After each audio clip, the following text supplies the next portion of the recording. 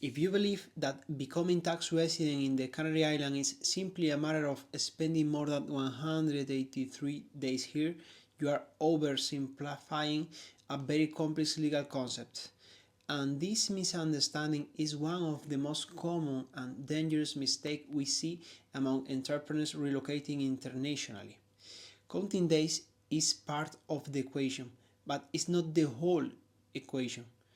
In most European countries, including Spain, Italy, France, Germany, tax residency is determined using two main criteria: physical presence and center of economic interest. The first one is easy to understand. If you spend more than 183 days in a country during a calendar year, you are generally considered tax resident there. But what many people ignore is that the second criterion can apply even if you spend fewer days. And this is where things become more technical. The center of economic interest refers to the place where your main economic activity is located, where strategic business decisions are made, where your companies are effectively managed, and where your primary source of income originates. It is not about where your clients are based. Is it about where you exercise control? If you move physically to the Canary Islands but continue to manage your foreign company daily, sign contracts remotely, approve transactions, and remain the key decision maker from abroad, your previous country may argue that your economic center has not moved. And when that argument is made, defending your new tax position becomes significantly more difficult. This is why international tax residency is not a lifestyle decision. It is a structural decision. Authorities do not analyze Instagram posts or flight tickets alone. They analyze patterns, documentation, management structure, board minutes, banking activity, and operational substance. And when inconsistencies appear, those inconsistencies often trigger audits. There is also a third element that is frequently underestimated: personalities. Where does your family live? Where do your children attend school? Where is your permanent home available? These factors may seem secondary, but in tax disputes they become central. In many double taxation treaty conflicts, the so-called tiebreaker rules analyze permanent home, center of vital interest, and habitual about in order to determine which country has priority. This analysis is rarely as simple as counting days. Now, some jurisdictions promote simplified models. For example, certain territorial systems or non-dom regimes where foreign incomes may not be taxed locally.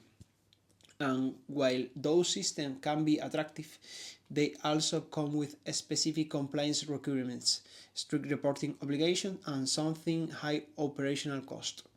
Comparing these regimes superficially without understanding substance requirements creates unrealistic expectations, and unrealistic expectations lead to poor decisions. The Canary Islands offer stability because they are part of Spain and therefore part of the European Union. But stability also means compliance.